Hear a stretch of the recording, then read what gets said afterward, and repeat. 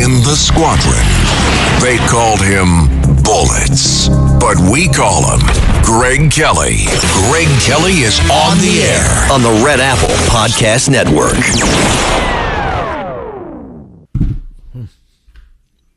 Oops. Pardon me. I was just catching up on my Kathy Hochul, the bucktooth bimbo from Buffalo. Hey, Bruce Blakeman, how do we help him? Hey, he's doing great. But if we are MAGA and if we are committed and if we want to save this country, each of us have to do a little bit more than what the hell it is we're doing right now.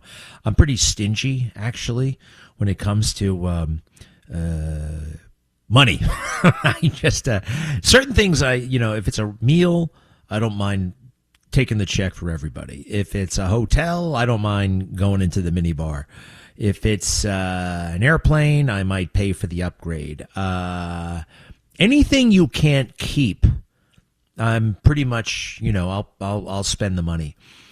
But if I can acquire it, if it's an item that I will have to keep, I mean, I can agonize over it. It could be a clock radio for $15. I'm like, I don't know. It takes me a long time to, I don't know what it is, but I've got to get better about giving money to candidates. I don't think I've given much. I don't think I've given nearly enough. And sometimes I rationalize, well, I'm a journalist. No, actually, I don't even like the word journalist anymore. It is pretentious. There's no kind of professional standardized guidelines for what a journalist is and what the practices are. You keep a journal, you're a journalist.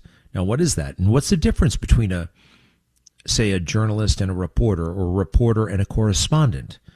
And these are terms of art almost, and they don't have standardized. Some people try, like those jerks up at Columbia University who pretend they have a journalism program. Right? And you have to learn this, that, and the other thing. Basically, who, what, when, where, why, and how. That's kind of the important. And have a good head on your shoulders.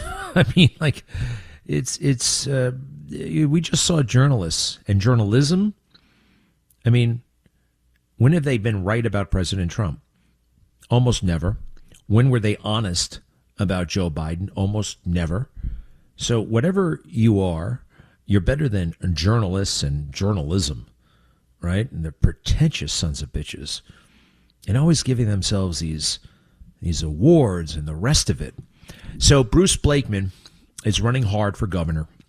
He is the county executive of Nassau County, a very populous county right next to New York City. Republican. That's in and of itself is a huge achievement. I grew up in Nassau County. Tom Gulata was the guy. Tom Gulata back then.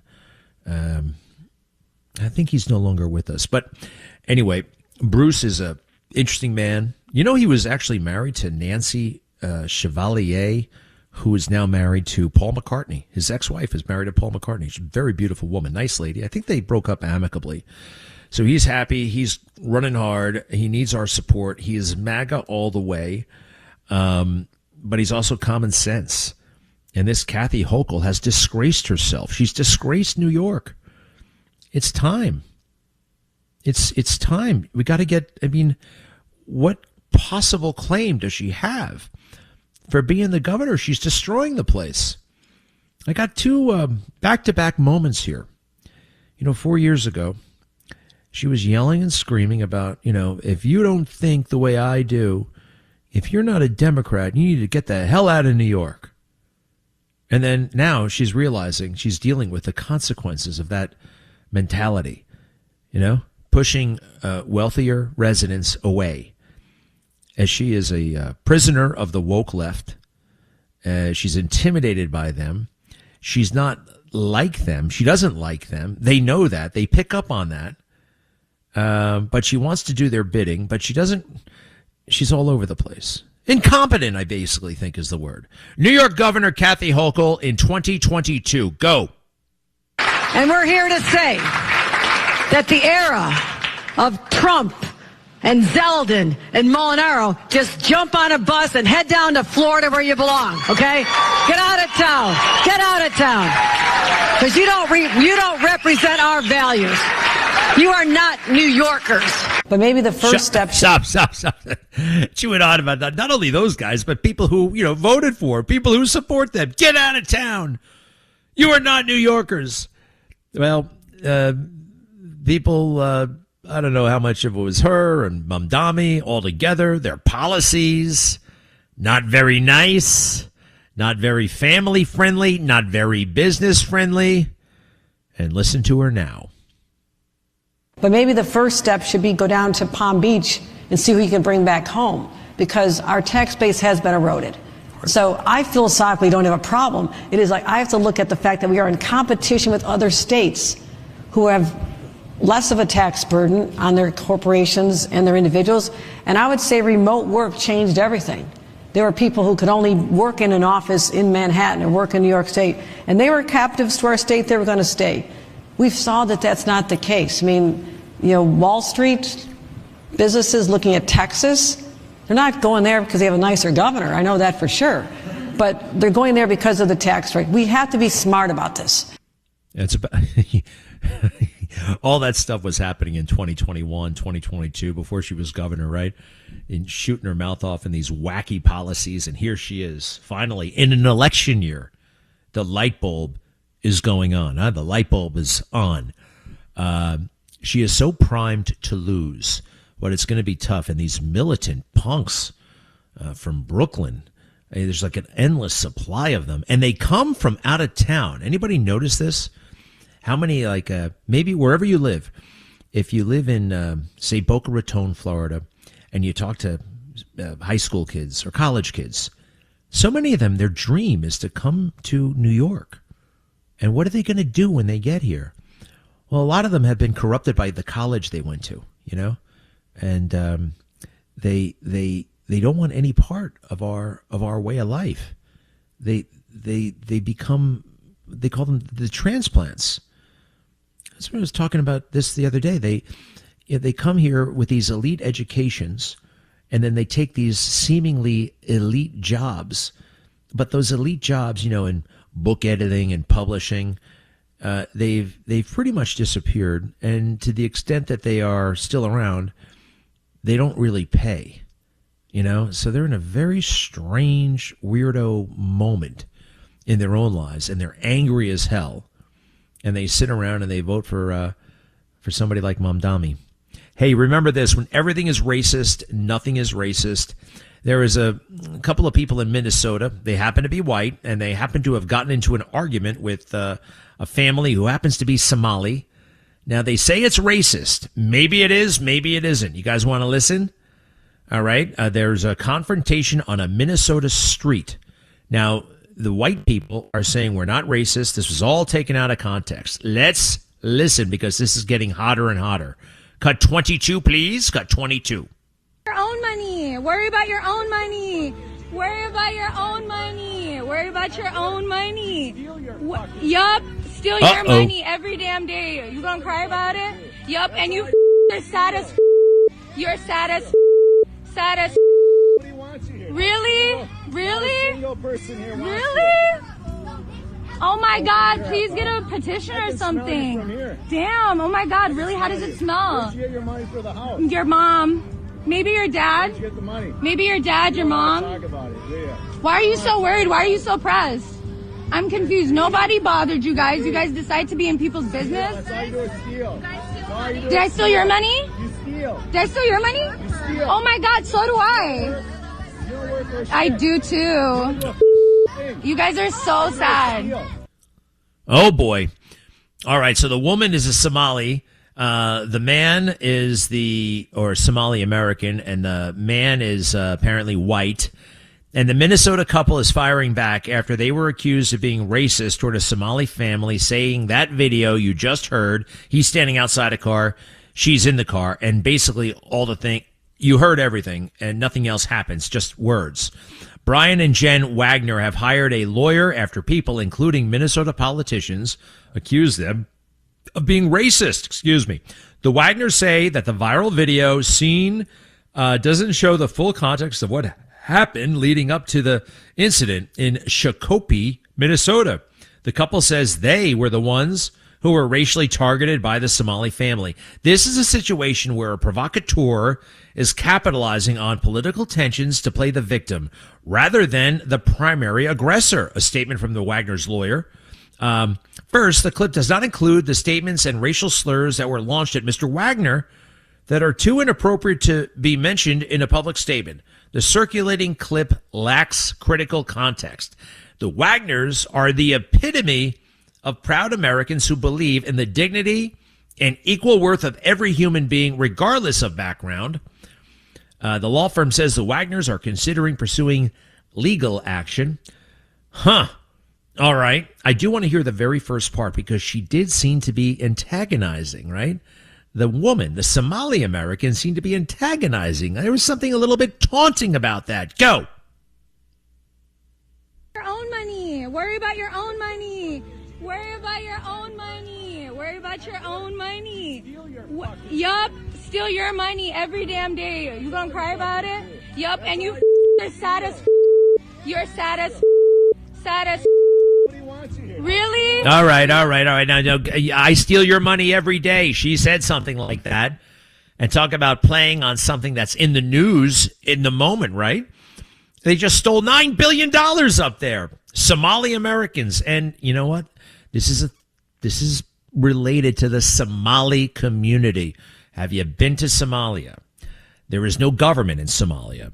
There is no functioning kind of bureaucracy in Somalia. It's just a bunch of different warlords. They steal as a way of life. It is a dysfunctional. It shouldn't even be a country. I haven't been to Somalia, but I've been right next door to Eritrea, which actually has its act together compared to Somalia. But look, we all saw Black Hawk Down. We all know about Mohammed Farah Aidid. That place is totally backwards. Are they at the World Cup? Do they have a team, Carlos, at the World Cup? I don't think so. I don't think they can afford a soccer ball. I'm sorry. There's serious problems there. Their GDP.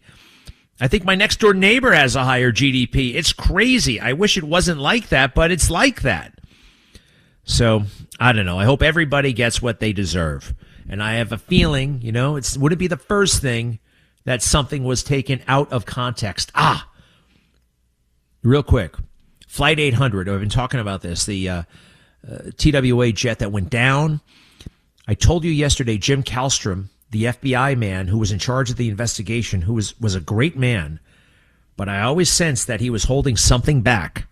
He seemed tormented and conflicted about that investigation.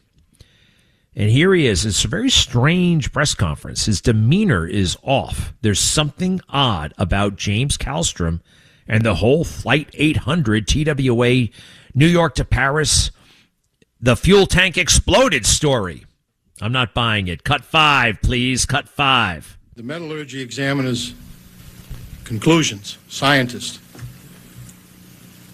were that the damage was consistent with, 1, the overpressurization of the center fuel tank, the breakup of the aircraft, the fire, and the impact of the aircraft into the ocean. He just sounded not confident. He just sounded like scientists. Oh, the scientists say it.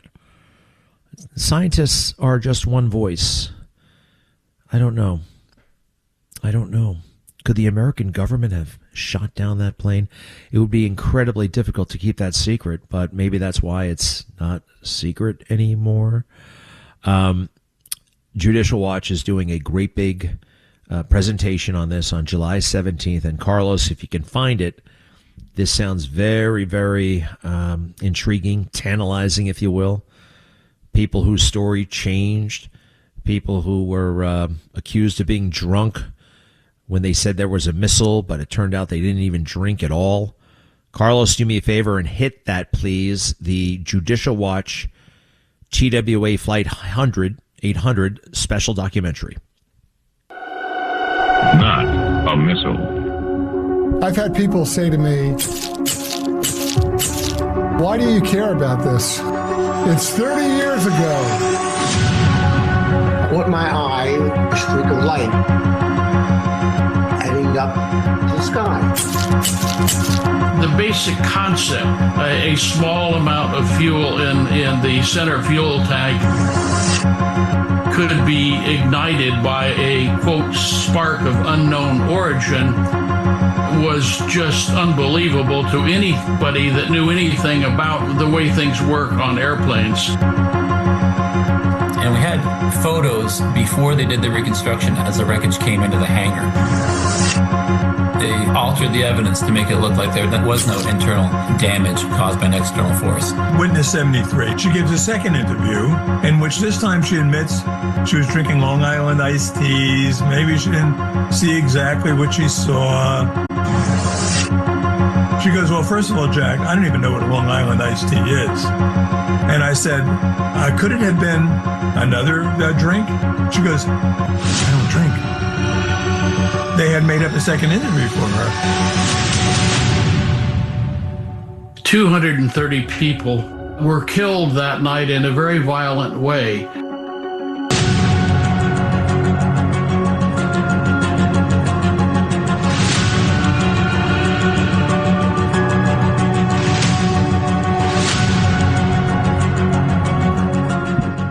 Wow. July 17th, judicialwatch.org, judicialwatch.org. Those guys are the best. They sue anybody who tries to hold the truth from the American people. Thank you to Tom Fitton. We'll be right back. Greg Kelly on the Red Apple Podcast Network. All right, let's take a call or two real quick. Gail, yes. Hi, Greg. I have a tiny bit of advice for you. Oh, brother, what the hell are you going to tell me? What are you going to tell me? I like your show and all. What's the issue? I love your. What's the issue?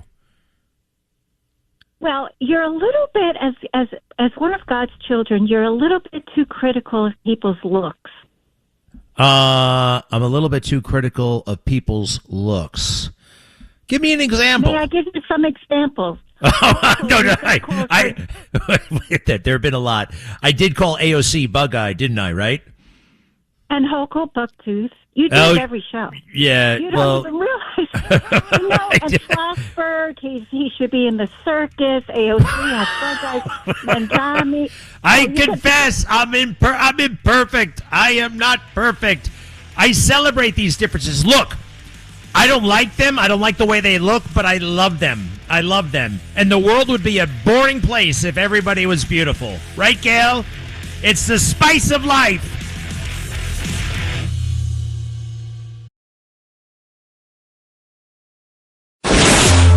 Greg Kelly, entertaining and informative on the Red Apple Podcast Network. Well, we're back with one of the most interesting men I personally know and successful. He is the CEO and founder of Abacus Global Management. Jay Jackson, welcome back. Thank you. That intro sounded a little bit like a beer commercial, like the most interesting man in the world. I appreciate that. That's amazing. Now, when you say it that way, we got to do it again. No, I'm only kidding. You're a kind of a legend around here, and what you're doing is incredibly unique. Mm-hmm. First of all, Abacus Global Management. How did you guys come up? Why an abacus? So Abacus is fascinating. I mean, we all know it's the original calculator. But people automatically assume that it goes back to Asia, and it doesn't, actually. It's in Babylonia and then Middle Eastern Europe for many, many years. Of course. That's a very Asia took it. They took the technology. Now, I got to be careful. They did? Well, I mean, that was a China joke. But I know, and things haven't changed. They haven't changed. But with that said, yes, Abacus was about math for your life. Right. And having a better understanding of what we do is we capitalize on people better understanding their medical profile, their lifespan, and how to apply that across several financial areas. Their life insurance policy, how they allocate, making sure they don't run out of money in retirement. And it's a massive, massive market. So a lot of people don't think this way. They've never thought this way. They just think, I'm going to retire and I need a great big chunk of change and, hope for the best. Right, right. And they don't know how to allocate it, right? Like one of the things I always sit back on is I look at Warren Buffett. Warren Buffett accumulated almost all of his wealth past age 65. what really happened was that he talks about the power of multiples, meaning that the doubles really matter. And so if you have a large sum of wealth at 65 and you kind of had this payout you've been saving for, the biggest mistake you can make is not understand how much time you have to either receive your doubles or, for that matter, how much maybe limited time you have and how much income you should be taking. And what I mean by that is I kind of talk about the tale of two neighbors. They're both 65. They're both male. They have both, similar amounts of money that they've saved for retirement, maybe a couple $1 million apiece. If they both go into a financial planner, they get the exact same plan today. The problem is person A has a 28 plus year lifespan, great genetic history. Person B has chronic disease with a 12-year lifespan. Those two things don't add up. But what should happen is that most of the time they both take the very same similar small amount of income, maybe 4 to 5% per year off of their savings. What we say is that person B with a shorter lifespan, you should be taking double that. How would you like to double your retirement income just by understanding the data? Your data. This is your customizable data. The most valuable resource or asset anyone has is time. How do we not have a better appreciation for that when it matters most, which is walking into retirement? So you have this data and you present it to your customers or your clients.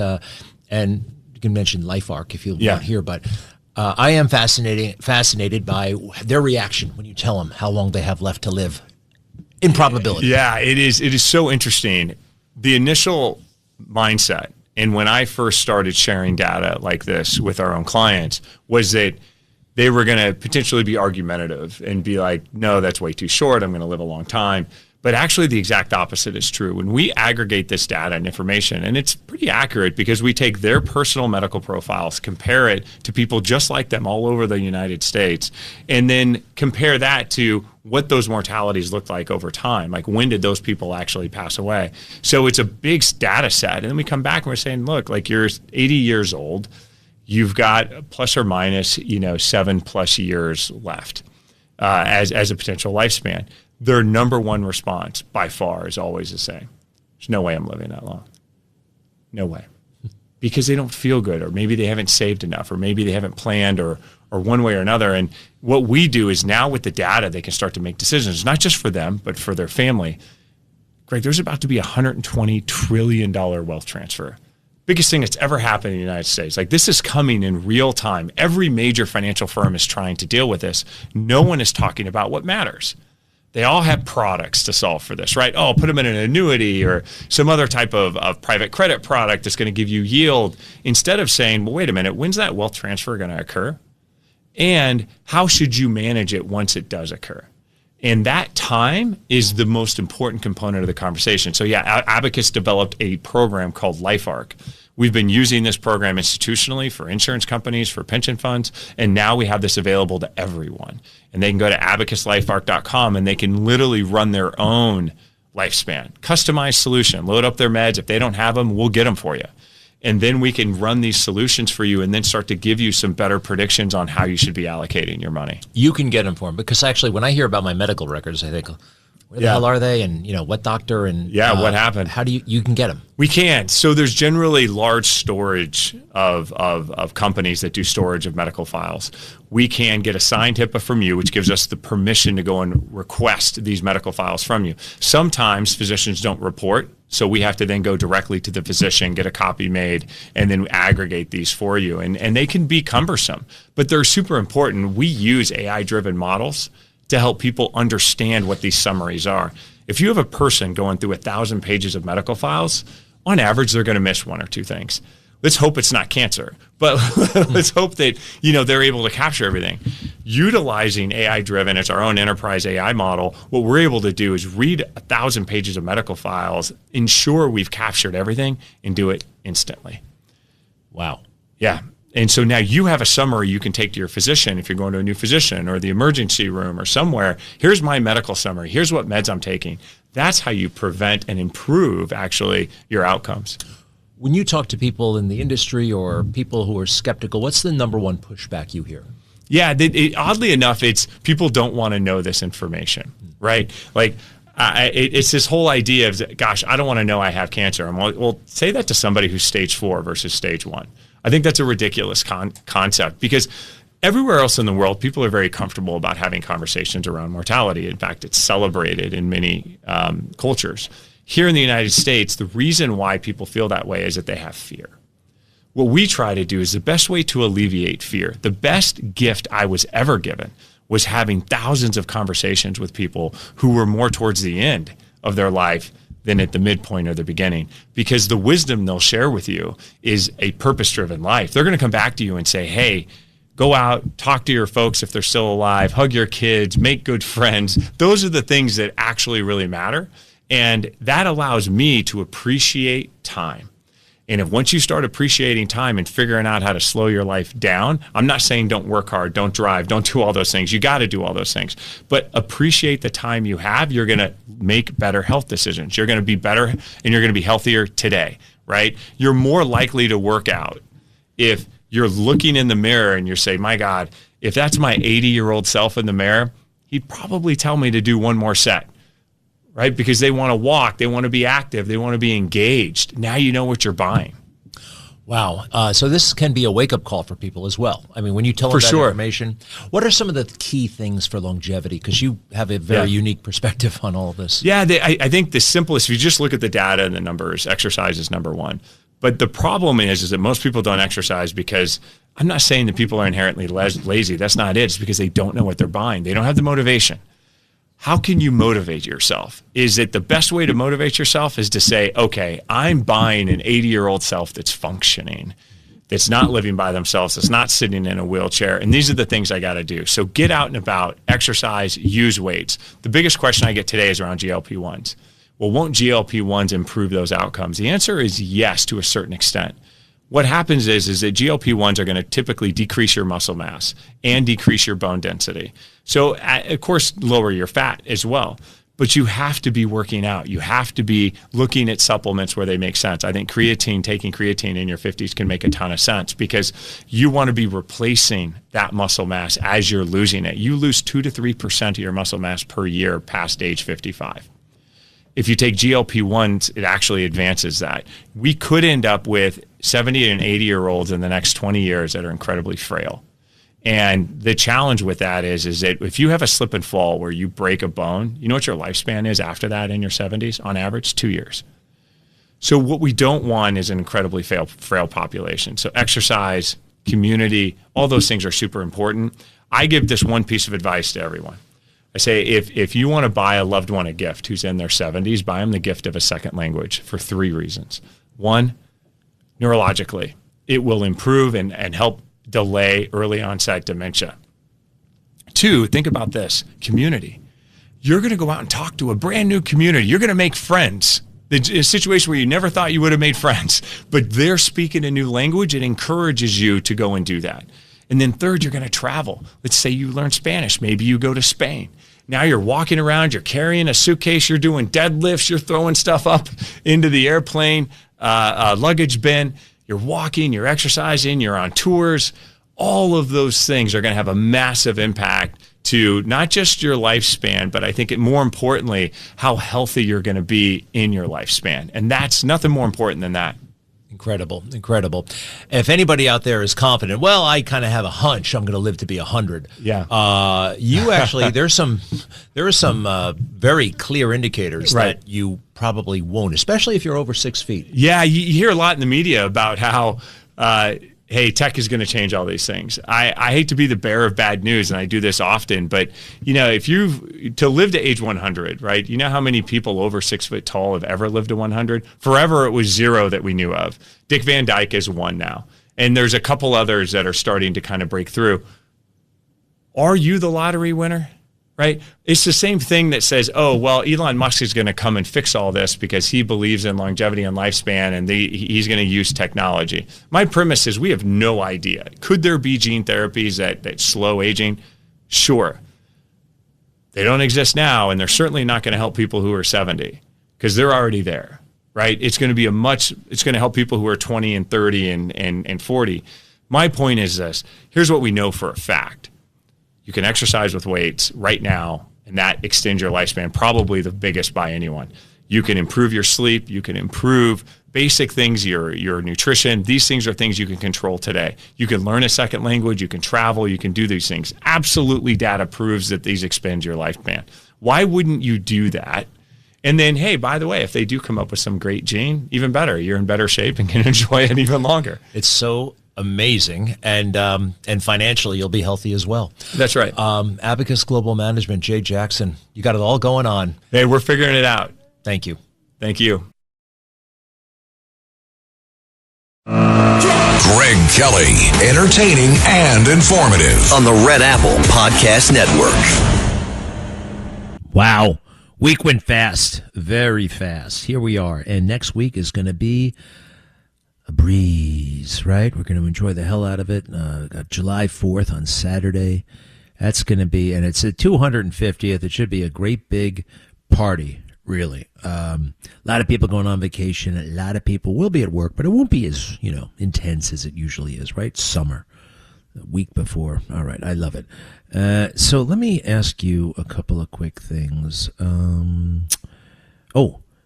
Bolton just pleaded guilty, $2.5 million fine. He's going to lose his pension. I mean, this guy really blew up his life all to get Trump. Committed crimes to get Trump. And everybody, all the smart people were saying, oh, Trump is weaponizing the Justice Department to get his political enemies. Shut the hell up. This is, if he were innocent, he had all the resources. Everybody would be helping this guy out. Legal funds, that kind of thing. No, this is a real deal conviction / guilty plea. I love it. Do me a favor. Listen to these guys, though. As soon as this guy got indicted, they all rally around, right? And, no, it was a pretty clear-cut case. Even a judge during the first Trump administration, before the world went really, really nuts, said in all likelihood he damaged national security. He damaged and betrayed his country. This was just before his book got published, and the book had already been in circulation, so the judge said there's really no point at this point in stopping him. The Trump administration wanted an injunction. Go ahead, please, if you don't mind, with all that stuff. Of anybody I worked with in the administration, he's the most buttoned-up guy I've ever worked with in government, period. Long time. So if anybody knows about classified documents, it's him. And if there's anybody that knows that Trump's after him, it's him. Right? So the notion that this guy who knows more about foreign policy than anybody in the U.S. government, arguably, and certainly more than Donald Trump, would be hiding or keeping known classified documents is such a stretch. And it's obvious that Trump was going after him. And so I just find it hard to believe that there was anything in his possession that warrants a criminal charge for sure. I mean, there may have been, he had boxes of stuff for so many years. I mean, maybe there was something going back to the Bush administration but for him to, it's just a huge stretch for me to think that this guy was withholding classified documents. So if I'm one of Trump's other targets, right? Let's say I am California Senator Adam Schiff. Am I worried right now? No. No. All right. These people are not ever going to jail. Stop. These people are not going to jail. Well, he'll be lucky if he doesn't go to jail. It's up to a judge at this point. You make these plea agreements. He's still facing jail. And the judge is not bound by it. Prosecution can make a recommendation. Judge doesn't have to abide. All right, let me see here. Where's my list? Where is my list of all these wonderful callers? Here it is. Michael in Brooklyn, yeah. Hey, Greg, thanks for taking my call. You hit a nerve with me with that Flight 800 with Jim Kallstrom. Yeah. I was keenly interested in it, and I noticed when he had a press conference and presented the animation theory of what happened with the explosion, the gas tank, it was produced by the Central Intelligence Agency. I thought that was interesting. Yeah, actually, you're right. Now, why is that interesting? Number one, well, they're not supposed to do domestic stuff. And if this was a domestic mishap, the CIA shouldn't have been involved. Well, it said CIA right on the video, right? I worked for Kallstrom way back when. I knew him. So he did a sea change. I remember seeing it was like 180 degrees. He presented this thing, and it's put out by another agency. It didn't make sense to me. I thought I had to call up and let you know this. Yeah, no, I knew him myself. I didn't work for him, but I liked him.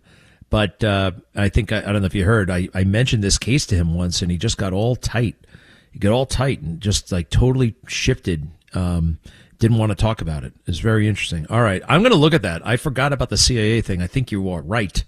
So, all right, pal. Thank you very much for calling in. Did you like him? Did you like Kallstrom? Oh, yeah, he was a great guy. He ran a bureau inside of a bureau when he did the commission case. Yeah. With his black bag squad, and he put the heads of the 5 families away. Yeah, it was amazing. So, he's a real deal. No longer with us, but boy, oh boy, he's a hero. He was a hero. Thank you, sir. Glenn, hello. Yeah, what's up, Greg? I got something on Newsom. In 2021 of April, he bought $1 billion of N95 masks from a Chinese electric car company, which was 330 million masks. And why would you buy masks from an electric car company? And my second question is, you got to watch this movie, Citizen Vigilante. Musk has it free till tomorrow. It's banned in Germany. It's about a guy, his father died in Germany, and he's from the USA. And he owns all this real estate. He goes over there and sees all these people getting killed and raped by these illegal aliens, and he takes care of business. Citizen Vigilante, huh? I'll check it out. I bought $1 billion worth of masks. Well, a lot of people were buying masks back then, and we were buying a lot of that PPE from China, right? That's where it was coming from. I mean, we don't make that stuff ourselves, a lot of it, even the medicine. Why is it suspicious? Company? What? From an electric car company. Well, I mean, these it's like buying something from Tesla. They don't just make electric cars. They make cars, rockets, motor oil. Who the hell knows what they make? I don't know. Yeah, maybe. How do you know that? I heard him say it on TV, and I looked it up. It's all. If you look it up, it's on X. All right, I'll take a look. I mean, it doesn't sound, it's a lot of money, but it doesn't sound necessarily corrupt to me. Electric car company. Companies make lots of different things, and we were buying a lot of stuff from China, and hopefully we learned a lesson to make more of our own stuff. Thank you, buddy. Carmine, hello. Hey, Greg, listen, I'm bursting with excitement, Greg, because tonight I'm kicking off a 3-week vacation, and I'm going to Radio City Music Hall to see the 80s group, The Human League, with Soft Cell, Don't You Want Me, Baby. Greg, that was #1 for 3 weeks in the 80s, in 1982. They dominated the airwaves, The Human League. Greg, come on. You could be there by the time they go on tonight. I'm not. I got plans. It's Friday. You asking me out Friday night to go somewhere Friday night? No, I'm not that kind of guy, Carmine. But have fun. To go on vacation, you got to vacate. You got to go out of the area. You're a New Yorker. But have a lot of fun. That is a great band, Phil Oakley and the Girls. See you later, pal.